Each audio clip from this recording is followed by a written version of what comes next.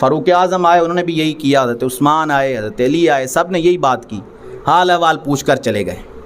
سرکار کی آمد ہو گئی، حضور تشریف لے آئے، اور حضور کی بارگاہ وہ ہوتی ہے کہ جہاں کہنا نہیں پڑتا، جہاں بات بتانی نہیں پڑتی، وہ احوال خود ہی جان لیتے ہیں، انہیں معلوم ہو جاتا ہے۔ تو ابو ہریرہ کہتے ہیں حضور آئے، مجھ سے حال احوال پوچھا اور کہنے لگے ابو ہریرہ بھوک لگی ہوئی ہے۔ ابو ہریرہ بھوک لگی ہوئی ہے؟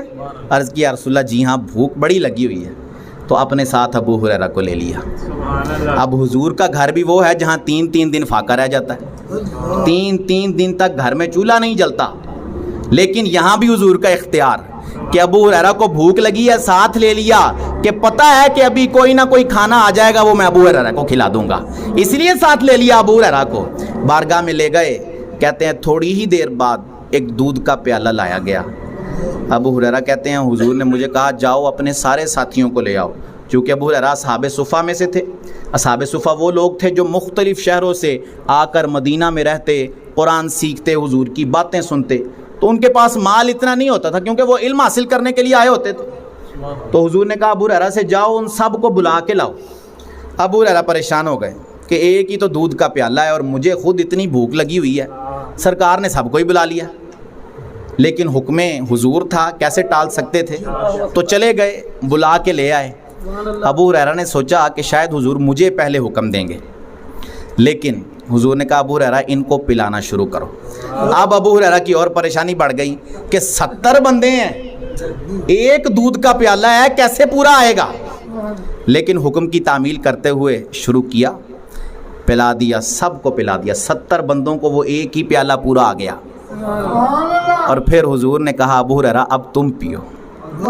ابو ہریرہ کہتے ہیں میں نے مکمل سیر ہو کر ایک دفعہ پی لیا، سیر ہو کر، یعنی جتنا پی سکتا تھا اتنا پی لیا، اور پھر پیالہ نیچے کیا۔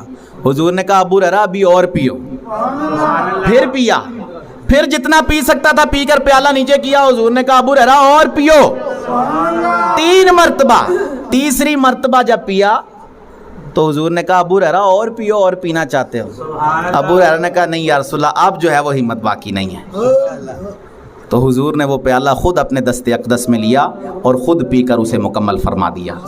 اسی واقعے کے متعلق سید اعلیٰ کہتے ہیں کیوں جناب بو ہریرہ کیسا تھا وہ جام شیر، کیوں جناب بو ہریرہ کیسا تھا وہ جام شیر، جس سے 70 صاحبوں کا دودھ سے منہ پھر گیا۔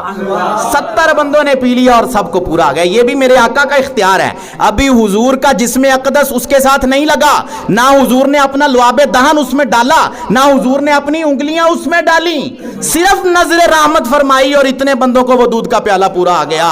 حضور کی انگلیاں لگتی، حضور کا لعاب دہن لگتا تو کیا برکتیں آ جاتی ہیں۔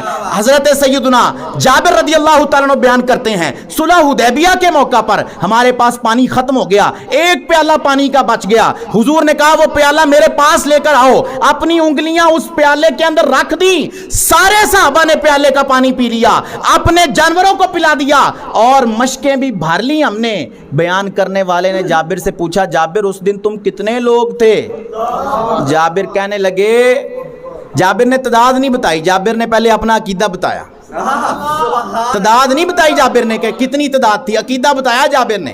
جابر نے کہا اگر 1,00,000 بھی ہوتے تو سب کو پورا آ جاتا۔ یہ عقیدہ تھا جابر کا کہ سرکار کا جسم اقدس لگ گیا ہے، حضور کا اختیار ہے یہاں پر۔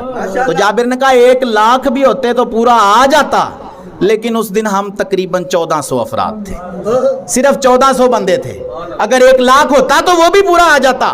یہ سرکار کے جسم اقدس اور حضور کی انگلیوں کی شان ہے۔ اور بنو نجار کی چھوٹی چھوٹی لڑکیاں سرکار کے جسم اقدس سے کس طرح برکت لیتی۔ حضور ظہر کی نماز پڑھ کے مسجد اقدس سے مسجد نبوی سے باہر تشریف لاتے، وہ بچیاں پیالے ہاتھ میں اٹھائے سرکار کی بارگاہ میں لاتی اور حضور کے ہاتھوں کو ان پیالوں میں رکھتی اور برکتیں لیتی، اور حضور ان کو دیکھ کر مسکراتے اور کہتے تمہیں پتہ ہے میں تم سے کتنی محبت کرتا ہوں۔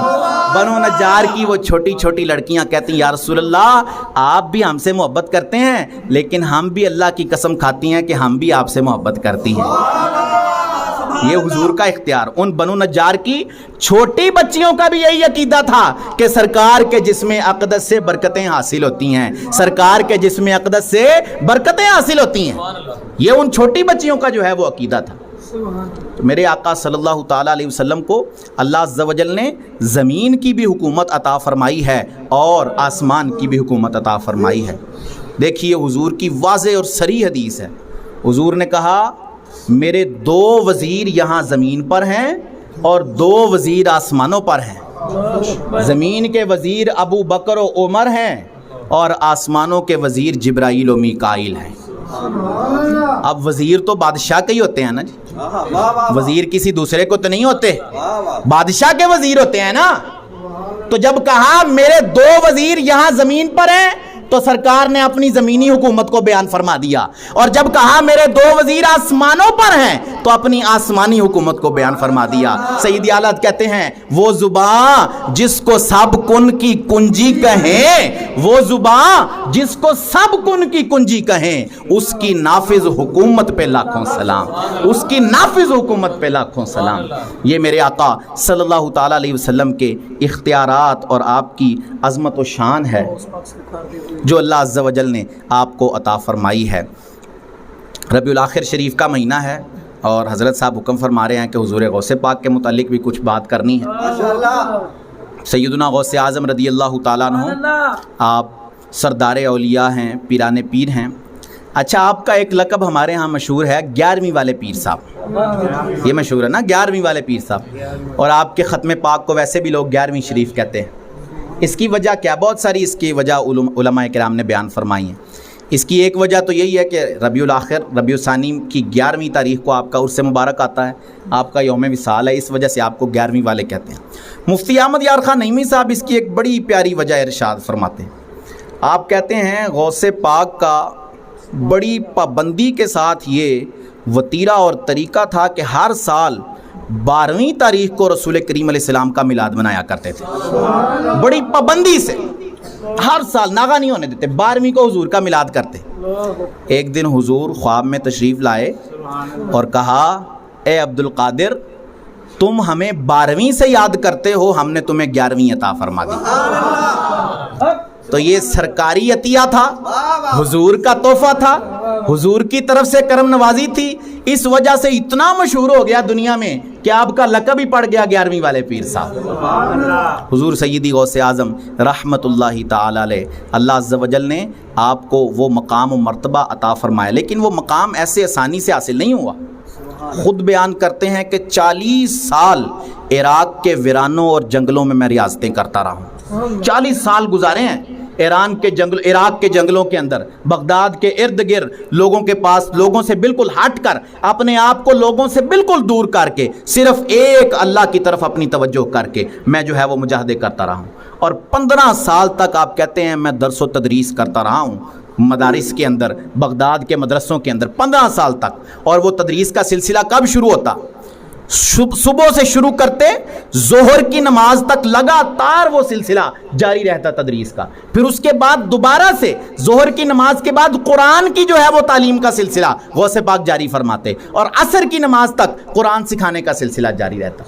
یہ ہمارے اسلاف اور بزرگ ہیں کہ جنہوں نے یہ مجاہدات اختیار کیے ہیں, اور جب مجاہدے کیے ہیں تو انہیں اللہ عز و جل نے اپنا وہ قرب خاص عطا فرمایا ہے کہ وہ سردار اولیاء بن گئے ہیں, اور ایسا مقام دے دیا ہے کہ خود اپنے مرشد کے مزار پر جب گئے, جو آپ کے مرشد تھے حضور غوث پاک کے, ان کے مزار پر جب گئے تو جا کر کہنے لگے اے مرشد پاک, ہم مرتبے میں آپ سے بھی آگے بڑھ چکے ہیں. مرشد سے یہ بات کہہ رہے ہیں, مرید مرشد سے کہہ رہا ہے کہ اے مرشد پاک, ہم مرتبوں میں آپ سے بھی آگے نکل چکے ہیں. مزار سے جواب آتا ہے واقعی عبد القادر تم ہم سے آگے بڑھ چکے ہو. یہ مقام اللہ عز و جل نے حضور سیدنا غوث پاک کو عطا فرمایا ہے. پھر 11ویں والا کہنے کی ایک اور بھی جو ہے وہ بڑی پیاری وجہ اور سبب ہے کہ حضور غوث پاک کا جو نسب ہے سرکار کے ساتھ, کیونکہ آپ حسنی حسینی سید ہیں, تو آپ کا جو نسب ہے 11 واسطوں سے جا کر ملتا ہے, اس لیے آپ کو 11ویں والا پیر کہا جاتا ہے. اسی طرح سے آپ کا جو سلسلہ طریقت ہے یعنی آپ کے پیر، پھر ان کے پیر، پھر ان کے پیر، یہ سلسلہ چلتے ہوئے مولا علی شیر خدا تک پہنچتا ہے، اور یہ سلسلہ بھی 11 واسطوں سے مولا علی تک پہنچتا ہے، اسی وجہ سے آپ کو 11ویں والا پیر کہا جاتا ہے۔ تو ہم ان کی 11ویں مناتے ہیں، ان کا ذکر کرتے ہیں۔ کل رات ہی یہ مسجد میں محفل تھی، ادھر بھی ہم نے یہ بات کی کہ یہ سارے کام اللہ کے نیک بندوں کا ذکر، یہ حکم الہی کی بجا آوری ہے، حکم الہی کا جو ہے وہ پورا کرنا ہے، کیونکہ اللہ نے کہہ دیا یا ایھا الذین آمنوا اتقوا اللہ وکونوا مع الصادقین، اے ایمان والو تقوی اختیار کرو اور سچے لوگوں کے ساتھ ہو جاؤ، ان کی صحبت اختیار کر لو۔ اب ہم حضور غوث پاک کی صحبت اختیار نہیں کر سکتے کہ وہ ہمارے زمانے سے پہلے کے تھے، چلے گئے اس دنیا سے، ہمارے پاس موقع نہیں ہے اب، لیکن یہ موقع تو ہے کہ ان کا ذکر کریں، ان کی بات کریں، ان کی بات کو یہاں لوگوں میں عام کریں، یہ موقع تو ہے ہمارے پاس۔ اسی لیے اللہ کے حکم کی ہم بجا آوری کرتے ہوئے کونوا مع الصادقین، سچوں کے ساتھ ہو جاتے ہیں۔ رات بھی بیان کی تھی، بڑی پیاری مثال دی حضور سیدنا مفتی احمد یار خان نعیمی صاحب نے۔ آپ نے کہا اللہ عز و جل نے کونوا مع الصادقین کا حکم کیوں دیا ہے؟ کیونکہ شروع میں کہا یا ایھا الذین آمنوا، اور آگے کہا اتقوا اللہ۔ ایمان بھی جب بندہ لے آیا، اس میں تقوی بھی آ گیا، وہ پرہیزگار بھی ہو گیا، تو پھر تو اس کو نجات پا جانا چاہیے۔ اب کیا اور ضرورت باقی رہ گئی؟ جب وہ مومن ہو گیا، تقوی بھی آ گیا، نمازیں پڑھے گا، زکوٰۃ دے گا، حج کرے گا، سب کچھ کرے گا، تو پھر تو وہ جنتی ہے پکا، پھر اس کو اب کیا ضرورت رہی؟ پھر کیوں اللہ نے کہا کہ ایمان بھی لاؤ، تقوی بھی اختیار کرو، ساتھ میں سچے لوگوں کے ساتھ بھی ہو جائے، یہ کیوں حکم دیا؟ مفتی احمد یار خان نعیمی صاحب کہتے ہیں اس کو میں آپ کو ایک مثال سے سمجھاتا ہوں۔ دنیا میں کسی جگہ آپ جائیں تو وہاں بڑا پکا سخت